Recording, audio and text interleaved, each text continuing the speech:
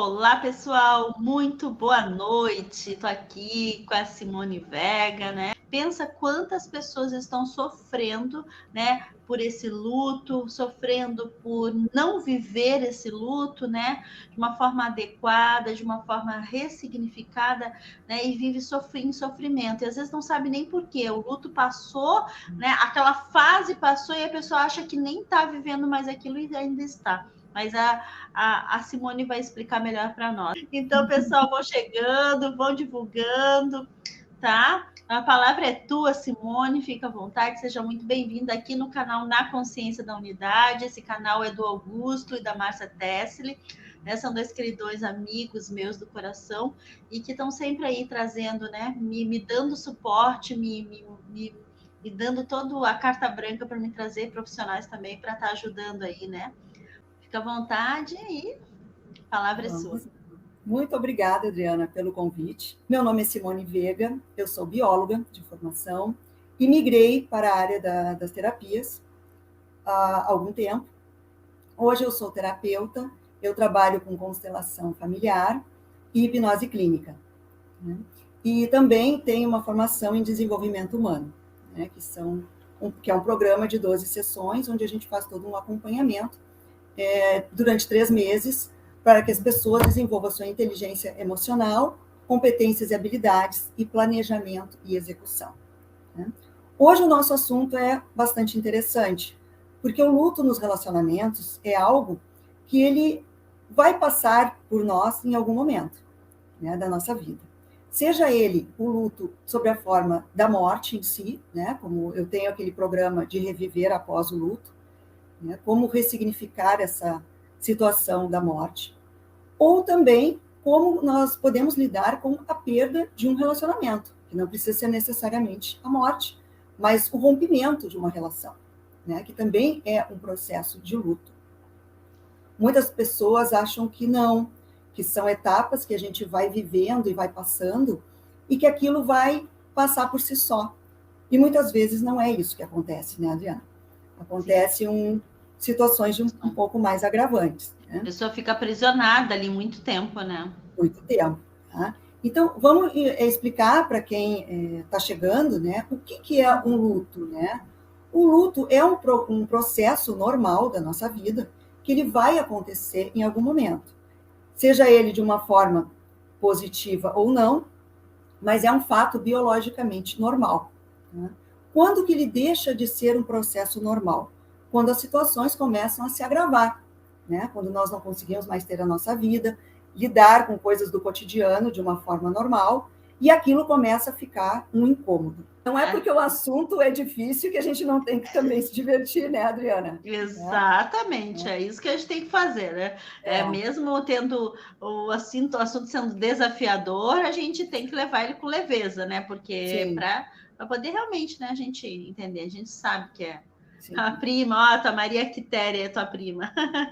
Olha então, aí, ó. Minha prima. Que legal. Que legal, gente. Então, assim, quando a gente não vive e não passa por esse luto, que é um processo normal, como eu estava comentando, pode passar anos e a pessoa, como se fosse arrastar correntes, né, Adriana? Então, a pessoa passa levando aquele processo de desgaste e de luto por muitos anos, às vezes, sem conseguir resolver a sua situação, né?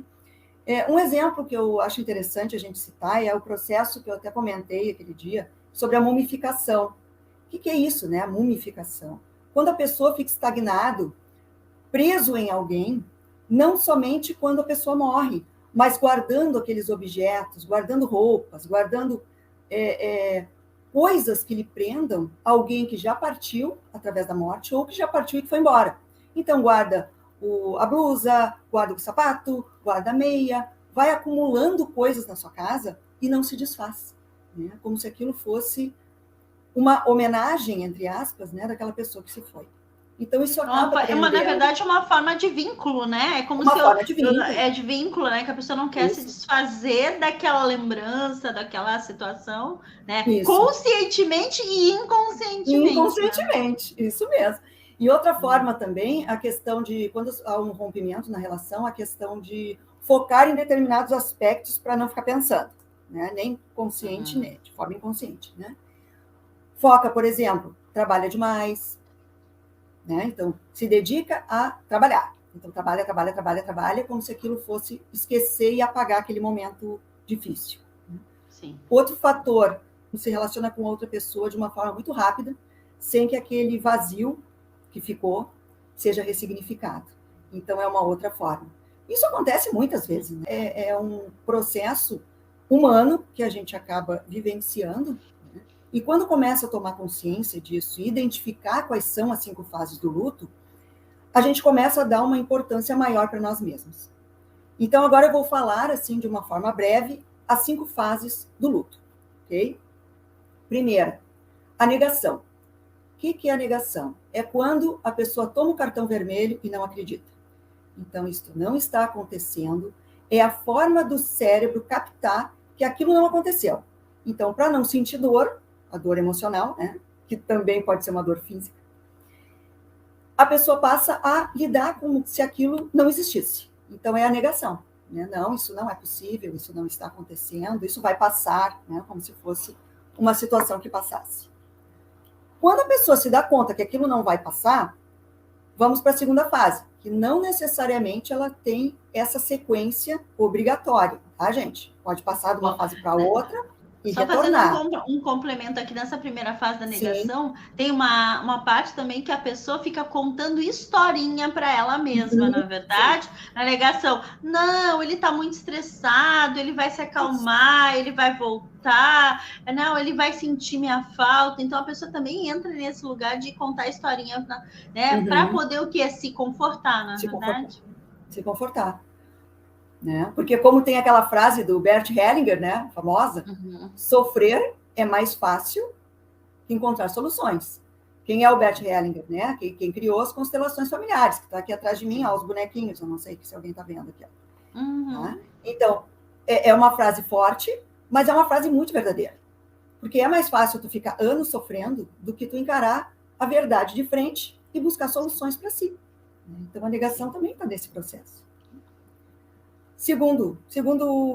Segunda fase, da raiva. Aí a pessoa passa de coisa mais querida para o ódio, né? Então é aquela raiva de si, raiva da pessoa que tu estavas, raiva até mesmo de uma forma inconsciente, até às vezes de quem morreu, porque a gente vê isso no luto, né? Como que ele foi me deixar? Como que ela me deixou com 2 filhos pequenos para criar? Né? Então, gente, agora com a questão da pandemia, a gente tem que estar muito atento nisso. Claro que é uma forma inconsciente de proteção, é o medo de ficar sozinho. É o medo de ter uma responsabilidade muito grande. Então, a raiva acaba assim, ó, sendo um escape, né, de sentir essa raiva do outro e de si mesmo. E algumas vezes, quando acontece uma infidelidade, por exemplo, o que ocorre? A pessoa deixou, né, se separou, deixou alguém, por exemplo, né, o marido traiu e houve uma separação, um rompimento. Né? Aí a mulher pensa assim, estou dando um exemplo hipotético, tá, gente? Pelo amor de Deus, tá? É um exemplo, faz de conta. Tá? Aí a mulher pensa assim, eu vou fazer de tudo para que ele volte para mim. Eu vou fazer ele voltar para mim. Aí quando ele ficar comigo, estiver, ó, na minha mão, eu vou terminar com ele. É aquela sensação da vingança. É a vingança que aflora para não sentir dor, para não se sentir aquele... o orgulho ferido, né? O abandono. Né? Não se sentir o abandono que já está ocorrendo, mas é a forma da pessoa tentar justificar uma dor maior daquilo que ela está sentindo. Quer acrescentar alguma coisa, Adriana? Gostaria de comentar? Não. Raiva, não? Não, com a raiva é isso, né, gente? É isso. Sente, é um escudo, né? É um escudo que a gente usa nesse lugar aí, né? Tava lendo aqui que a ID perdeu 4 pessoas aqui, né, de uma semana de diferença nossa aqui. Meu Deus. Que desafio grande, né, ID? Nossa Senhora. Né, ela precisou trancar no quarto da mãe, toda madrugada ela ia lá. Não entendi isso aqui, como assim precisa se trancar no quarto da mãe? De repente para chorar, não? Para se isolar, pode ser. Para se isolar um pouco, né? Porque quando passa a perder pessoas, perder uma pessoa já é difícil, imagina perder 4, né? Mas aí a gente também tem que olhar um pouco da questão da espiritualidade, né? Que a gente tem que se conectar, né? Me lembro se eu comentei aqui que eu passei por uma situação de luto ano passado com a perda do meu pai, né? E foi uma situação muito difícil, porque eu tive que lidar com a questão da minha família, da minha mãe, que era uma pessoa de idade, né, e um filho pequeno. Meu filho tem hoje 10 anos. Então, no meio da pandemia. Não foi pelo Covid, mas ele tinha Alzheimer e a coisa se complicou e tal, mas foi assim muito sofrido, porque só eu que podia ir para o hospital e ele ficou na CTI e tudo, e só quem podia visitar era eu, louca de medo de trazer Covid para casa e contaminar minha mãe e meu filho, né? Porque na época ninguém estava vacinado. Então foi um desafio muito grande, uma sensação de impotência muito grande, porque tu não sabe o que vai acontecer. Né? Então é o medo, te gera um medo, raiva, tudo isso que a gente vive. O que eu estou falando, gente, são coisas que eu já vivi. Né? Então não são situações tanto de relacionamento quanto de morte, de luto. Então, quando eu criei aquele programa do Reviva Após o Luto, foi justamente para isso, para atender pessoas com a situação da pandemia. E eu vi que tinha uma abrangência muito maior, Adriana, que não era só as pessoas que perderam seus parentes ou seus entes queridos na pandemia, mas eram aqueles que perderam outras situações, perderam relacionamentos, porque ficaram confinados em casa. Pessoas que sofreram com relacionamento abusivo, porque estavam trancados em casa. Pessoas que perderam emprego, também é um luto.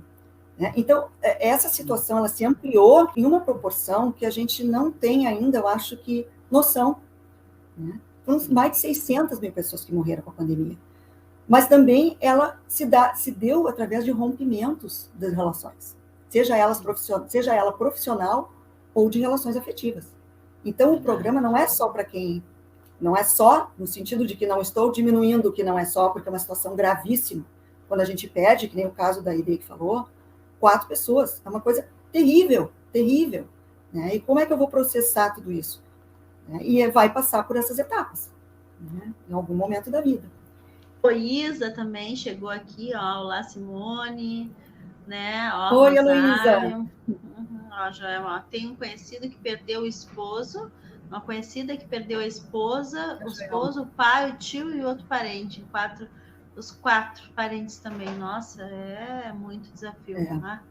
É muito desafio. Então, a família tem que estar atenta. A família tem que estar atenta também para ver o momento de pedir ajuda, né? Sim. Porque todo mundo acha que a família vai estar sempre num suporte, e algumas vezes não. Porque a família também sofre. Então, as pessoas de fora conseguem ver de uma outra forma. Exatamente. Eu não conheço essa realidade, eu não perdi ninguém na pandemia, graças ao meu bom Senhor, né? Não tive nenhuma perda na minha família, mas eu imagino assim, ó, nós trabalhamos muito para isso, né?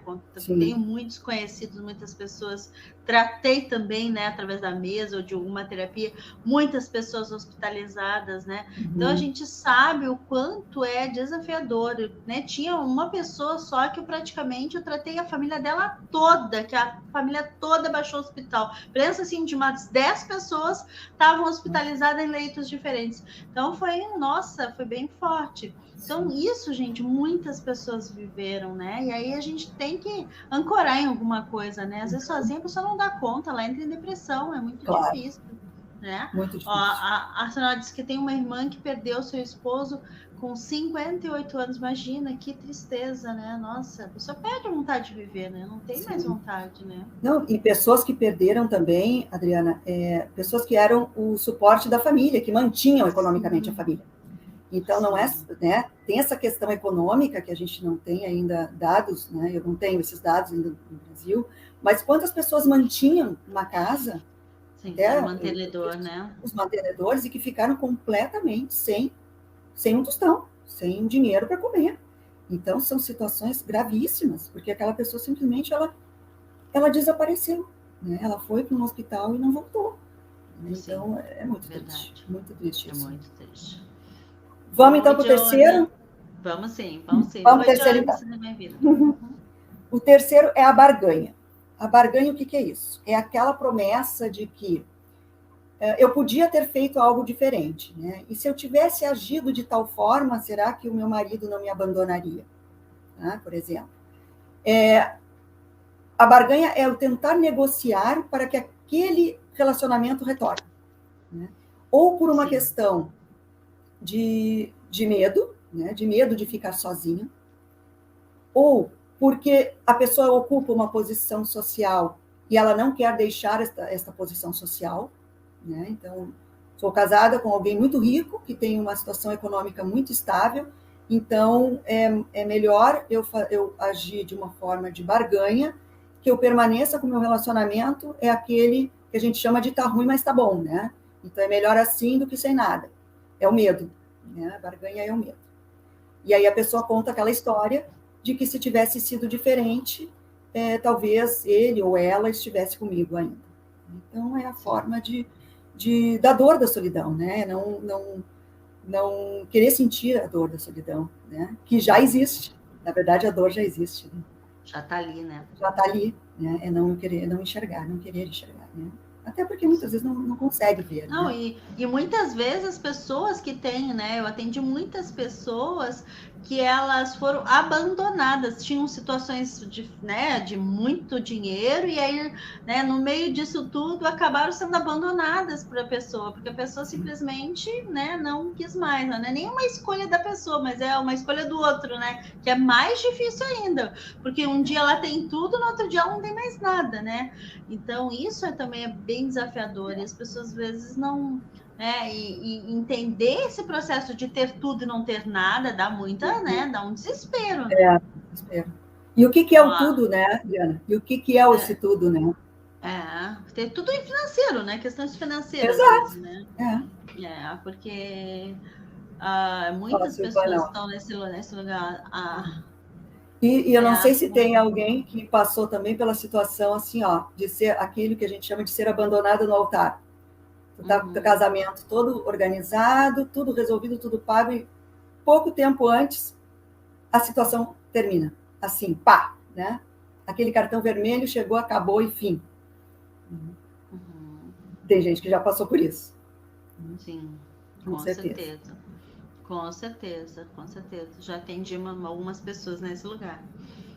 Boa noite, Nora. Boa noite, Rita.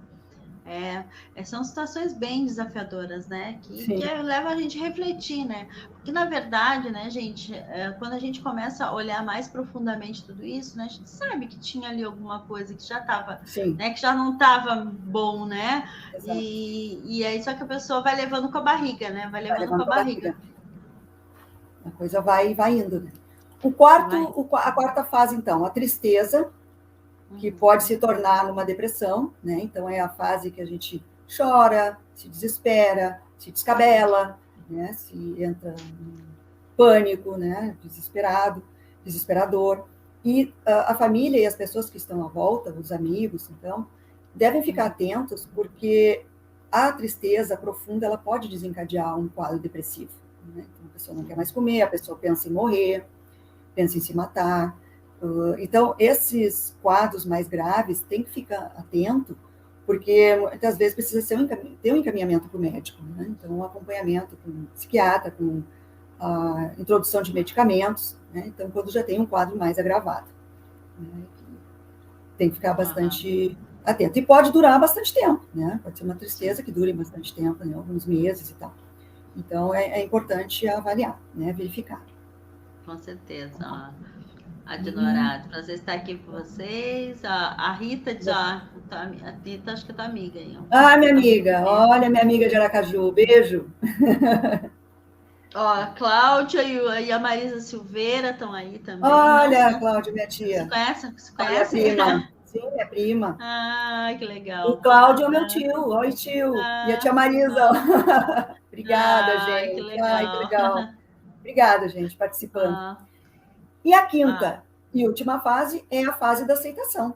Né? É quando a pessoa consegue retomar a sua vida, dando valor às coisas que têm importância real para si. Né? Quando ela consegue se enxergar, voltar a trabalhar, ver que existe luz no fim do túnel, né? Que nem tudo está perdido. Porque, na verdade, Adriana, os relacionamentos é uma parte da nossa vida. Né? Como é uma parte importante, às vezes as pessoas, quando estão numa situação muito ruim, foca só naquilo que é ruim. Né? E a gente esquece de ver o que tem de bom na vida. Né? As coisas boas que a gente tem, né? Como, por exemplo, saúde, a sua casa, os seus planos, né? Para o futuro. Então, é quando você vai se direcionar para situações da sua vida, do seu cotidiano normal. Né? É o retomar a vida, que eu chamo. Né? Porque uma coisa importante é assim, ó, gente, existe o fato, eu chamo, o fato versus o significado. O fato, o que é o fato?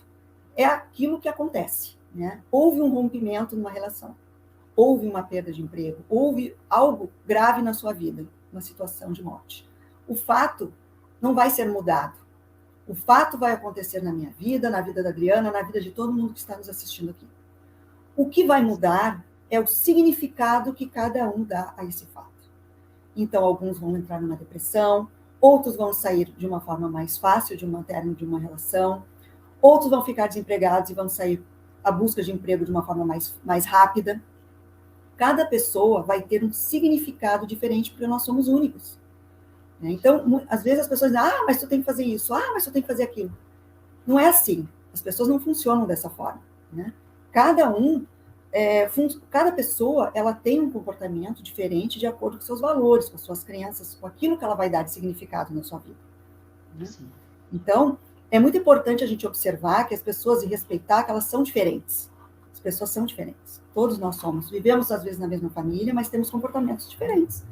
Né? Pessoas são diferentes. A comunicação não violenta, ela tem um tripé, um dos tripés da comunicação não violenta, é bom a gente salientar aqui, é a questão da autocompaixão. Né? Quando eu faço as sessões de terapia, geralmente eu implemento essa questão da autocompaixão, quando eu tenho sessões, né, de 4 ou mais sessões, porque a autocompaixão, ela faz com que a gente consiga se olhar, se ver, se respeitar, analisar aquilo que a gente tem de potencial e aquilo que a gente tem de dificuldade. Então, a gente tem que, de uma certa forma, começar a respeitar a nossa forma de ser, né? Os nossos limites, o saber dizer não, mas não é o saber dizer não brigando, né? Que é difícil às vezes. É tentar a gente procurar se olhar e se observar e conseguir dizer um não de uma forma que o outro não se sinta ofendido, mas é porque a pessoa não precisa desse limite, para que ela não ultrapasse os seus limites e respeite a si mesma. Isso é muito difícil no dia a dia, né? Às vezes a gente dá uma estourada, briga e coisa e tal, mas é muito importante. Né? Então, por exemplo, assim, ó, eu até anotei ali, se a mente se instala no passado, uma frase que eu tirei, né? Você não abre espaço para o presente e para o futuro. Né? Porque se eu fico presa no passado de uma relação que acabou, eu não olho hoje, que nós estamos aqui, e não projeto aquilo que eu desejo para o futuro. Não que ele seja necessariamente igual àquilo que eu quero, né? Ou àquilo que eu imagino. Mas eu fico livre para poder articular situações de forma do meu livre-arbítrio, né? E não que alguém vai me conduzir. Né? Então, por isso que as relações, às vezes, são tão difíceis. Alguma colocação, Adriana, que gostaria de falar? Não, eu só vou aqui dar uma... Aqui, ó, a Eliane entrou depois, a Eliane, a Jade, o Cláudio, aqui, ó. A Dinorá falou que ela passou por esse momento, né? Ela tá de tomar remédio controlado, né? A Cristina aqui, ó, tua irmã, parabéns, minha irmã! Ana, parabéns aí. Obrigada. Família todinha assistindo, que lindo. Olha Ó, só. a Dinorá falou aqui, eu achei bem legal, né? A Dinorá fez uma sessão de apometria comigo. E ela, depois que a gente fez, para se conhecer, a gente começa, né, a entrar nesse fluxo, né? Ela teve uma melhora, ela conseguiu, né, desativar, né, a questão da abundância, né, gente? Porque é o fluxo. Às vezes, esse aprisionamento em um relacionamento antigo te deixa aprisionado, inclusive, sem fluxo de abundância, gente. Sem fluxo de prosperidade, né? Aí, aqui, ó, andando aqui, ó, a Marisa Porto. Oi, Sione, a tia Marisa está assistindo também. Ali, a família. Eu sei, a tia Marisa, obrigada. Esse pessoal, a tia Marisa e o tio Cláudio aqui em Porto Alegre. A minha mãe e minha irmã estão em Curitiba. Ai, que amor. Ó, a Maria Ledoni diz assim, ó, minha filha, uma separação, muitas brigas, ofensas, ambos meses depois voltaram. Vejo que não está feliz. Ela se fechou e já tentei ajudar, mas posso fazer para ajudá-la. Né? E aí, Simone, o que ela pode fazer para ajudar? A filha, peraí, eu rapidinho, é a filha? Precisa ajudar a filha? Isso, muitas vezes. Ela tinha se separado, aí ela, né, voltou, né? Ela tinha muitas brigas, depois voltaram. Agora ela sente que a filha não está feliz, mas a filha não quer mais ajuda, né? Se isolou. Sim, muitas vezes a família, às vezes a filha não vai escutar a mãe, né? Um terceiro, um terapeuta, é a melhor opção, nesse caso, para ela. Porque não adianta ela ficar brigando, né? Elas vão ficar discutindo e brigando, e não vai, às vezes até acontece o contrário, né? Mais a filha vai ficar com o relacionamento dela com raiva, tá? Então desenvolve a raiva. Sim. O melhor é procurar um auxílio terapêutico mesmo. Né? Sim. O que eu diria para Maria Donir? Deixa a pessoa fazer as suas escolhas, tá? Uma das coisas que eu sempre digo assim, gente, não interfira nas escolhas dos outros. Se a pessoa tá ali é porque ela se sente, a hora que cair a ficha, né, ela vai mudar. Ela vai mudar, porque vai chegar um momento que a dor vai ser tão grande que a mudança vai ser inevitável. Exato. Então, assim, essa chave ela vira, né? O que tu pode fazer pela tua filha? Mandar luz, uma chama violeta, mandar uma luz rosa, para que ela fique protegida e ela se sinta um pouquinho melhor, né? Mas não é que nem a Simone falou, né? Indicar. Se ela não quer a tua ajuda, conversa com ela quando ela te der um pouco de espaço de buscar um terapeuta. Diz, olha, minha filha, quem sabe tu conversa com um terapeuta, vê direitinho, né? Vai poder te orientar e te ajudar. Porque é isso, gente, nem tudo a gente faz, né? Eu atendo muitas mães que querem ajudar os filhos. Na verdade, elas querem, né, fazer o trabalho dos filhos. Ela quer fazer, não, ela quer fazer o que o filho tem que fazer. Exato. Gente, não faça isso, não faça isso. Porque o que acontece? Sabe a historinha aquela da borboleta, né? Que tá lá no casulo e aí você tenta abrir, né? Para deixar a borboleta sair mais rápido, para ela fluir. O que vai acontecer? Essa borboleta vai andar a vida toda com a asa capenga. E assim é nós, mães, quando a gente não interfere no livre-arbítrio dos filhos. Eu posso dizer isso, gente, com toda a propriedade, porque eu criei 2. Eu tenho um filho com 27 anos e tenho um filho com 25. Então, os 2 são formados, os 2 estão super bem na vida. Então, eu posso dizer, né, tipo assim, tenho méritos, né, eu digo assim, ancorados, né, na prova social, que quem conhece meu filho sabe que eles são os amores. Por quê? Porque sabe que eu nunca interferi no livre-arbítrio deles. Ah, tu quer te ferrar? Vai sozinho, mas vai. Tô aqui. Quer ajuda? Eu tô aqui. Mas eu não vou, né, tá apoiando, né, as suas escolhas. O que né, eu oriento, mas eu não apoio. Então, é importante entender isso. A gente não pode viver a vida do outro, né, Adriana? As pais, as mães têm muito disso. A gente acaba na questão da proteção querendo viver a vida do outro e dizendo o que ele tem que fazer. Né? A gente tem um limite, enquanto eles são crianças, adolescentes, de direcionar, orientar, mas eu acho que a questão de impor, muitas vezes é muito complicado. Os pais, às vezes, eles ultrapassam também o limite. Os pais também têm que ter a noção de que eles também passam do limite. Né? Eles muitas vezes não respeitam aquilo que os filhos escolhem. Então, é um tapa na cara das mães, né? De nós, mães, pais e familiares, todos, porque a gente realmente, às vezes, sofre essa questão do direcionamento. Né? E tem que fazer isso, porque senão tu não pode ser aquilo. Então, eu acho isso, assim, uma coisa muito, muito ruim. Né? E acabam fazendo más escolhas, até pela questão da obrigatoriedade, né? De obrigação. Lealdades invisíveis, né, Adriana? Lealdades invisíveis. Tem que seguir o padrão da família, porque senão ninguém acredita que tu possa ser outra coisa, né? Ou fazer outra coisa. A ideia disso, hoje ela mora sozinho, né? A ideia, ela chegou em casa, ela fez tratamento psiquiátrico, espiritual, né? Eu cheguei a fazer uma sessão com ela, a Márcia, a Verônica, né? Então, assim, ó, gente, depoimentos aqui a gente tem bastante de muitas coisas que aconteceram. Então, muito tempo a gente fazendo isso. Então, o que é importante agora, né? Dentro desse processo do luto, né? Que a Simone está trazendo para nós, é a gente realmente entender o que é importante para nós dentro disso, né? O luto, ele tem essas fases. Se você está passando por um processo de luto, identificar em qual fase você está, acho que a primeira coisa, né, Simone, identificar onde eu estou e o que realmente, aonde eu estou aprisionado. Isso, entrar numa fase consciente, né? Exatamente, entrar numa fase consciente para viver isso de uma forma consciente e poder mudar. Poder mudar. Fala do teu programa aí, né? Deixa eu falar só as dicas. Né? para o pessoal não achar que a gente está falando só coisa ruim, traz né? O traz o problema, traz o problema, né? E não traz a solução, é verdade. Depois a gente fala do programa. As dicas quais são, né? Primeiro, houve um rompimento, tá, fato aconteceu.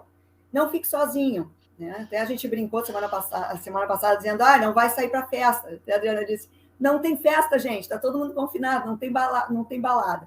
Mas o não fique sozinho no sentido assim, procure pessoas que você goste, para não ficar se isolando. Né? Ande com seus amigos, pessoas do trabalho, com seus familiares, não fique se isolando, porque isso pode aprofundar numa depressão. Segundo, haja, né? Haja com o seu cotidiano. Então, dentro do possível, levante, abre a sua janela, né? Faça as suas atividades, procure se alimentar de uma forma adequada, né? Então, haja. Terceiro, né? Abandone o papel de vítima, porque todo mundo já foi abandonado e todo mundo está aqui, né? Ou já foi abandonado ou já abandonou alguém. Sim. Então, a maioria das pessoas que estão nos assistindo já passou por algum fato de abandono e luto nos relacionamentos. Né? Então, vamos parar de achar que nós somos as vítimas e coitados, porque todo mundo tem a sua responsabilidade. Vamos trazer a nossa autorresponsabilidade de uma forma consciente e ver que se aquilo não foi, porque não era. Né? Então, vamos largar esse papel da vítima, né? De vitimização. Né? Agradeça tudo que você tem de bom. Né? Então, vamos ver o que temos de bom. Aquilo que eu falei anteriormente, não foque só na questão negativa. Eu fui abandonada. Eu terminei com fulano. Não sei o quê. Não, tente focar nas situações positivas da sua vida. Que você tem uma casa, uma comida, uma família, filhos, né? Como esses filhos reagem. Então, vamos tentar ver também as pessoas que estão envolvidas nisso. Né? E o quinto, você não precisa de um companheiro. Né? Necessariamente, nós não precisamos vincular a nossa vida a alguém. O alguém é para somar na nossa vida. Né? As pessoas antigamente diziam, conhecer a minha metade da laranja. Não, gente, não é a metade da sua laranja. Você é uma laranja, você vai conhecer uma outra laranja inteira, com as suas qualidades, com as suas dificuldades, e essas laranjas vão andar juntas. Né? Elas vão compartilhar a vida. Elas não vão se sanar e segurar um vazio ou tapar um buraco que existe das suas deficiências ou das deficiências do outro. Né? Então, esse ver por inteiro, acho que isso é o fator, acho que o mais importante de todos, né, Adriana? É passar a ver que a sua vida tem muita gente que vive sozinho bem e feliz, gente. Tá? Então, ter alguém, um parceiro, uma relação, seja ele homem, mulher, o que for, não é pré-requisito para a felicidade. Né? Hoje em dia, não é mais. Se de repente, na época das nossas avós, aquela questão de dependência econômica, de dependência afetiva, porque as pessoas não tinham, as mulheres não tinham formações, não tinham seus trabalhos, né? Isso até, de uma certa maneira, era um período que se viveu.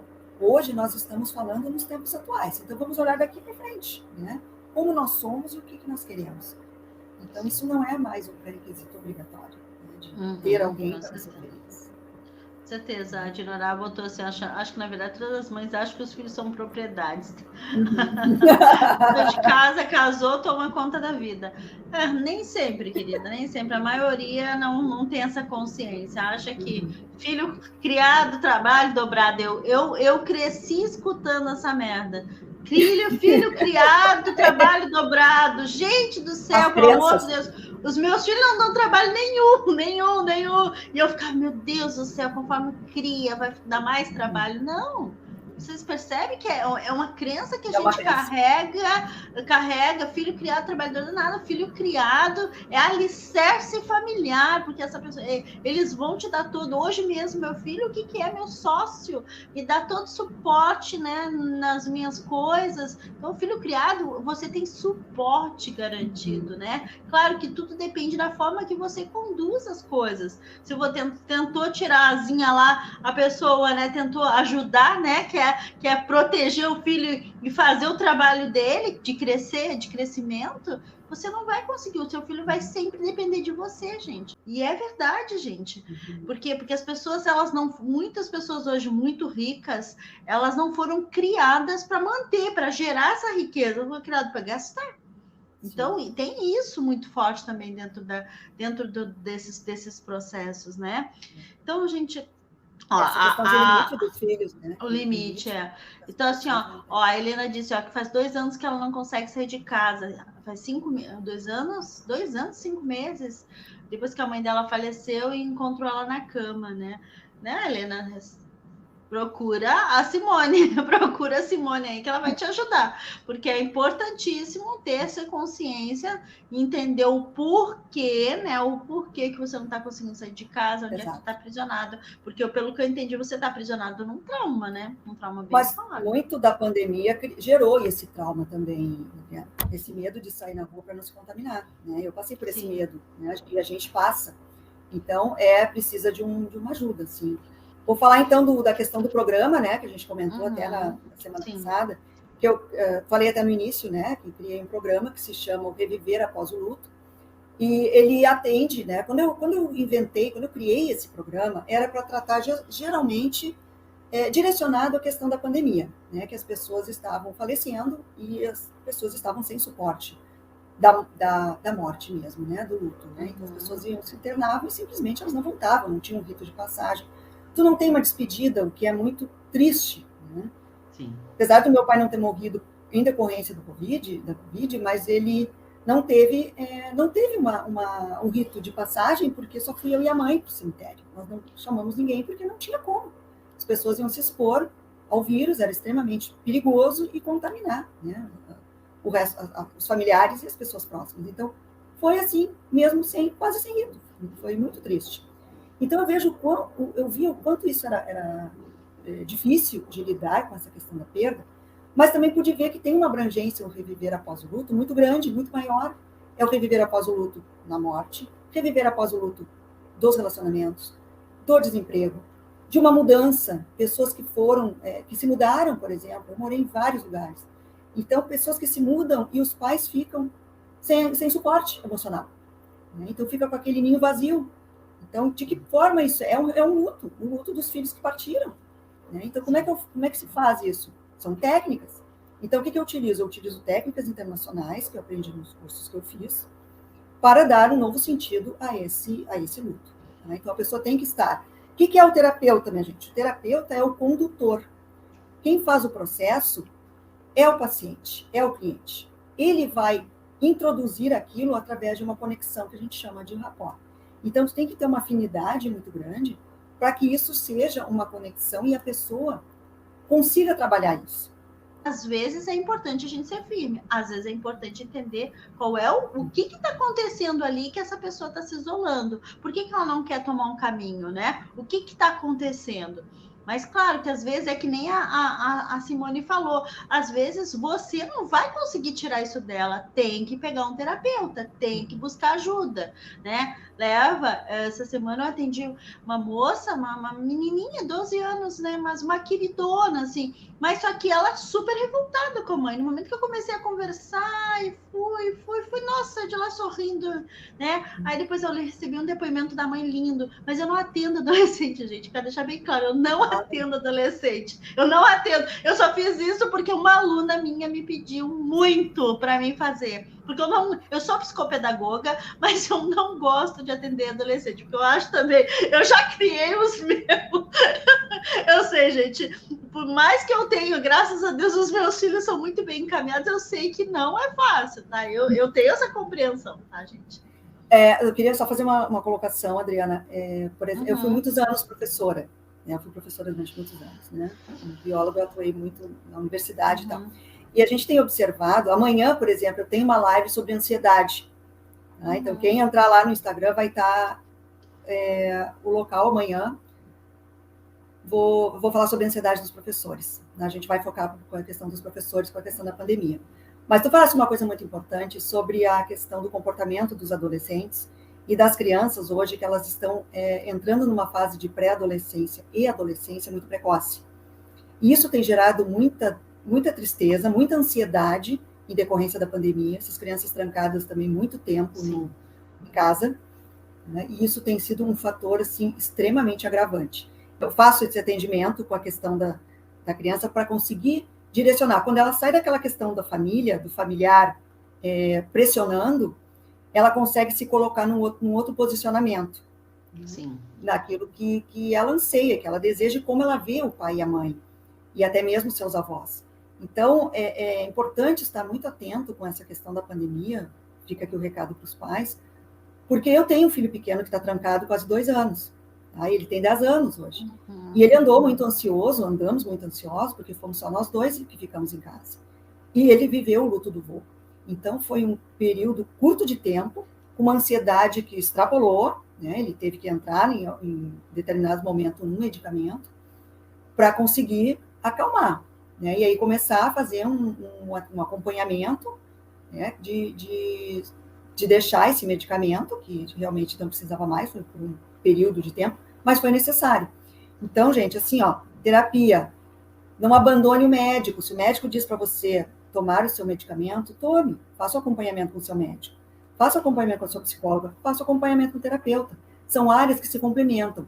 Nós trabalhamos com áreas multidisciplinares, né? A gente não vai nunca, eticamente, dizer para uma pessoa que está tomando um medicamento para ele abandonar o seu medicamento. Isso não é para ser feito.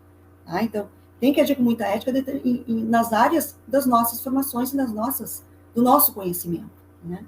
A gente não vai interferir em áreas que a gente não conhece. Tá? Com certeza. Então, fica aqui, né?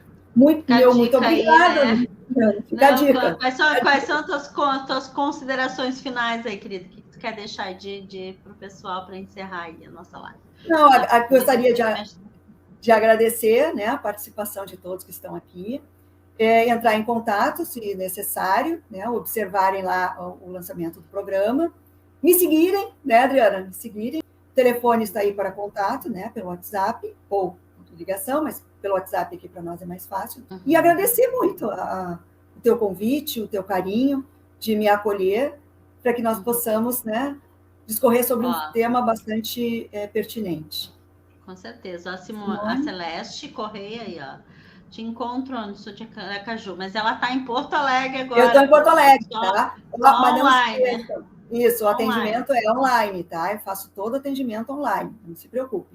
Tanto o desenvolvimento humano, a hipnose clínica e constelação familiar. Tá? Então, Simone, muito obrigada, pessoal, tá? Assim, ó, que realmente tem desafios que a gente precisa de ajuda, tá, pessoal? Eu sempre digo para todo mundo, tá? Eu sei que, para mim, né, eu sempre digo assim, ó, 50%, né, a gente às vezes consegue ressignificar sozinho, mas os outros 50% às vezes não dá. Então, é para esse...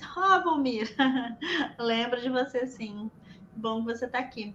Os outros 50% a gente precisa de ajuda, tá? Então, busquem ajuda, né? A Simone está aí, está se especializando nessa área, também trabalha com constelação, hipnose e várias outras áreas, né? Eu acho que é muito importante a gente estar sempre buscando esse bem-estar, né? Porque a vida, eu sempre digo e repito aqui para todo mundo, a vida, ela é leve, a vida é simples. O medo, ele é o maior aprisionamento que um ser humano pode ter. É um aprisionamento, né? Enquanto a que a Simone falou aqui dos filhos, gente, e eu também quero reforçar, se o teu filho está tendo um comportamento de isolamento, observa, né? Se a pessoa não tem ação, observa o que está incomodando ela, né? Às vezes é a questão de você querer controlar ou, né, querer ditar regras, ou ser muito autoritário, ou ser autoritário de menos. Então, existe uma medida. Quem me conhece sabe que eu não sou nem um pouquinho autoritária, mas teve 2 vezes que eu precisei, em alguns momentos, ser autoritária com meus filhos, dizer, ó, decretar, tu vai fazer isso.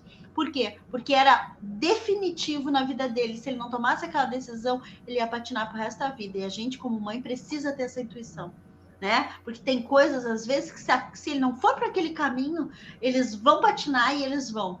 Claro que tudo depende de cada um, gente. Eu, como tenho bastante intuição e sou bastante ancorada na espiritualidade, eu, né, fui muito assertiva nos meus ancoramentos e consegui ajudar os meus filhos. Mas é o que eu digo, sabe? Cada caso é um caso. Cada caso é um caso, tá? Tanto que eu não tenho, né? Quer falar? Sim, não. Só uma coisa que tu falasse importante, que eu achei interessante, aquela questão a mente constrói, a gente constrói mentalmente a realidade que a gente deseja. Né? Então, essa construção de libertação de limites, de limitações, insegurança, crenças, fobias, quando a gente consegue se dar conta, e através de terapia, de que a gente constrói a realidade que a gente quer, a gente se liberta. Então, a libertação é um processo de construção. Então, são etapas, né? Os tijolinhos que a gente vai colocando. Mas a gente constrói na nossa mente aquilo que a gente deseja. É o estado atual que eu estou de insegurança, por exemplo, né? E de medo, e o estado desejado que eu quero chegar. Né? Qual é o meu objetivo? Né? Tem um caminho aí, que é o emaranhamento, que é a mistura do caminho. Então, esse caminho ele tem que ser direcionado para que aquilo que tu deseja, ele seja um caminho, né, direcionado para o teu objetivo. Com certeza. Fernando, te dando parabéns aqui pelo trabalho. Ó, Fernando, amigo. Obrigada, Fernando. Eu trabalhei com direito anos, né? Eu trabalhei com direito anos também.